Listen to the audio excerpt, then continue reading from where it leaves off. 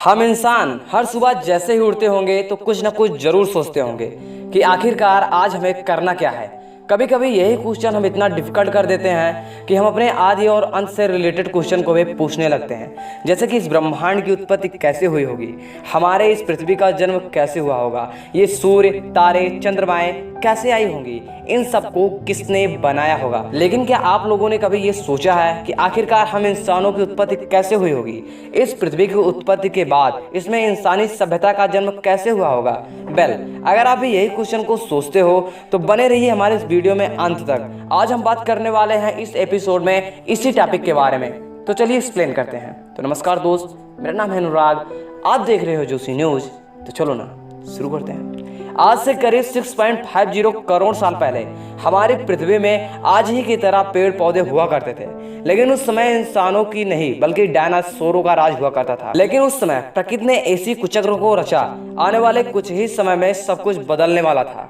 एक दिन मौसम बिल्कुल साफ था, सभी जीव खासकर डायनासोर सभी भोजन की तलाश में निकलने लगे और भ्रमण करने लगे।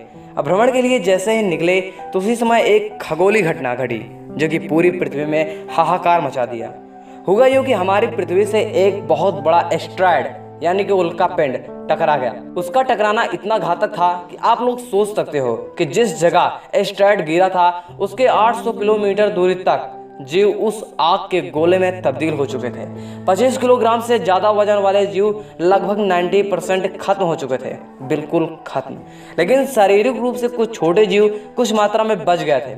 लेकिन अभी प्रलय का मंजर खत्म नहीं हुआ था। एस्ट्रॉयड के गिरने से पृथ्वी के कण जो कि आकाश में चले गए थे और वही लौटकर गिरने लगे और घर्षण के कारण वही आग के गोले में तब्दील हो गए और वहीं पृथ्वी में आग के गोले बरसने लगे और इस प्रकार से पृथ्वी पर आग के गोले की बारिश शुरू हो गई। जो जीव एस्ट्रॉयड से बचे थे वो मरने लगे तथा जो जीव छोटे थे वे रेडिएशन से मरने लगे और डायनासोर जैसे विशालकाय जानवरों का तो पूर्णतः अंत हो चुका था।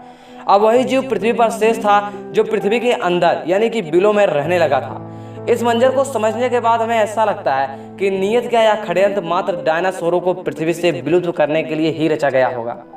लेकिन कुछ भी हो, बचे वही थे जो पृथ्वी के अंदर रहने लगे थे और पृथ्वी के अंदर इसलिए रह रहे थे कि बाहर आग का मंजर विद्यमान था। लेकिन ऐसा हमेशा रहने वाला नहीं था। आफ्टर सम टाइम यानी कुछ समय बाद पृथ्वी का वातावरण बिल्कुल चेंज होने लगा। लाखों समय बाद पृथ्वी का वायुमंडल फिर से सामान्य होने लगा और धीरे धीरे नए नए पेड़ पौधों का उदय होने लगा और साथ ही साथ यह लाजमी था कि छोटे छोटे जीव भी अपने बिल से बाहर निकलने लगे जो कि अपने आप को अनुकूल बना लिए थे बिल में रहने के। अब वही चीज बाहर आने लगे और धीरे धीरे इतने समय बाद उन सभी मेमल्स कह सकते हो यानी कि स्तनधारी जीव वो सभी बाहर निकले और उनका भी यही लाखों वर्षों के अंतराल के बाद में उनकी भी शारीरिक स्थिति थोड़ी बदलने लगी और उनका आकार थोड़ा बढ़ने लगा। वही बंदरों के पूर्वज बनने लगे और धीरे धीरे एक ही जगह पर न रहकर वो संपूर्ण जगह में जाने लगे और पृथ्वी का वायुमंडल चूंकि बिल्कुल सामान्य था तो उनके लिए कोई परेशानी वाली बात नहीं थी। तो अब उन्हें भोजन मिलने लगा था, वो एक जगह रहने लगे। लेकिन पृथ्वी की प्लेटों में कुछ ऐसा खासकर परिवर्तन हुआ जो कि भौगोलिक संरचना को बिल्कुल चेंज करने वाला था। पृथ्वी के दो बड़े भूभाग आपस में टकरा गए और जिसके माध्यम से एक बहुत बड़े पर्वत का निर्माण हुआ जिनमें भारत भी शामिल था और हिमालय नाम की एक पर्वत श्रेणी जिसमें दुनिया का सबसे ऊंचा शिखर यानी कि एवरेस्ट शिखर आज भी मौजूद है, तो उस हिमालय का निर्माण हुआ। अतः हिमालय का निर्माण जब हो गया तो हिमालय के पीछे से आने वाली हर एक हवाएं हिमालय से टकराने लगी तथा हमारे मौसम में कुछ चेंजिंग आने लगे, जैसे कि बारिश का होना तथा ऋतुओं का बदल जाना। जैसे कि कभी बारिश का समय आएगा तो कभी आ जाएगा ठंडी का। इस तरह से चीजें बदलने लगी और कुछ ऐसे भी जगह थे जहाँ की भीषण सूखा भी पड़ा था और सूखा पड़ने के साथ साथ वहाँ के जीव मरने लगे। आखिरकार वहाँ के पेड़ पौधे सूख चुके थे, नदियाँ नहीं थी, अतः वहाँ के जीवों को एक जगह से दूसरी जगह चेंज करना बेहद जरूरी था अगर उन्हें अपना अस्तित्व कायम रखना है तो। अतः उन्होंने धीरे धीरे अपने आप को डेवलप किया और दो पैरों पर चलने का प्रयास किया और वही जीव आगे चल के दो रूपों में विभक्त हो गए। एक इंसानी तरफ में आ गया, दूसरा चिंपांजी और गोरिल्ला की तरफ चला गया। वही जो ज्यादा डेवलप किए थे वो इंसान की तरफ आने लगे और जो कम डेवलप कर पाए थे वही गोरिल्ला चिंपांजी की तरफ जाने लगे और यही क्रम कुछ समय तक विद्यमान रहा। तो अब वो खड़े होकर चलने लगे क्योंकि दो पैरों पर चलने पर उनकी ऊर्जाएं कम खत्म होती हैं तो उनके पास कुछ ऊर्जा बच जाती थी और वही ऊर्जा उनके दिमाग पर खर्च होने लगी। जब वही ऊर्जा उनके दिमाग पर खर्च होने लगी तो उनका दिमाग थोड़ा डेवलप करने लगा, और डेवलप करने लगा तो धीरे धीरे वो एक झुंड में रहने लगे थे। जीव शिकार करने के लिए एक दूसरे से मार काट करते थे, वही जीव आपस में मिलकर शिकार को करते थे।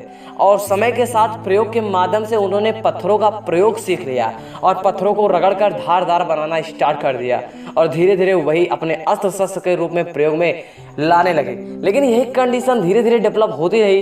पेड़ पालों नदियों का आविष्कार होने लगा, क्योंकि हिमालय का आविष्कार हो चुका था, अतः वहीं से नदियों का भी निर्माण होने लगा। और नदियों के किनारे पानी होने के कारण वहीं पर ये लोग ज्यादा रुकते थे। अभी जो उसी जगह पानी पीने के लिए आते थे तो उन्हें वहां पर शिकार करना बेहद सरल होता था, इसलिए वो ऐसे ही रहने लगे और धीरे धीरे अपने विकास के क्रम को जारी रखा, और वो बिल्कुल आज के जैसे मानवों के रूप में तब्दील होते गए।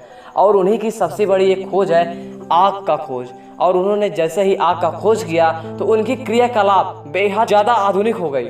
और जैसे ही आधुनिक हुई, जैसे कि वो पहले मांस को कच्चा खाते थे वही अब पका कर खाने लगे। लेकिन वही जो पहले ठंडी के मौसम में सिकुड़ने लगे थे, वही अब आग के प्रयोग के कारण वो आराम से ठंडी के समय को भी झेल पाते थे। और धीरे धीरे वो पूरे परिवार के रूप में एकत्रित होने लगे। पहले एक होने के कारण वो हर जगह विचरण कर सकते थे, लेकिन अब पूरे परिवार के साथ रहते थे तो वो विचरण नहीं कर सकते थे, अतः उन्हें एक जगह रुकने की आवश्यकता पड़ी।